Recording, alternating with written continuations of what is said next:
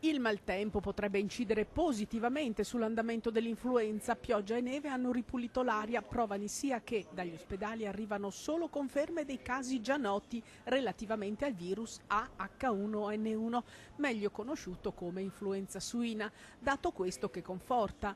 A Feltre sono 5 i pazienti, a Belluno altrettanti, tutti in trattamento. La situazione è sotto controllo, non si faccia del pericoloso allarmismo. Non dobbiamo creare allarmismo, questo no. Facciamo di tutto per arginare il problema e come tutti gli inverni affrontiamo le cure e poi non spetta a me dare i consigli basilari che sono quelli di coprirsi, di cercare di non starnutire senza mettersi la mano, se non si ha il fazzoletto di starnutire nel cavo del braccio, insomma, queste storie che sono lavarsi spesso le mani e così via. L'influenza sta mettendo a dura prova le strutture sanitarie, a cominciare dai pronti soccorso presi d'assalto quotidianamente da centinaia di persone. Spiegano i medici che la metà circa ha febbre che raggiunge anche i 39 gradi e difficoltà respiratorie. Gli altri presentano ricadute da un primo episodio non risolto completamente e ci sono molte polmoniti. L'influenza in questo momento colpisce circa una abitante ogni 100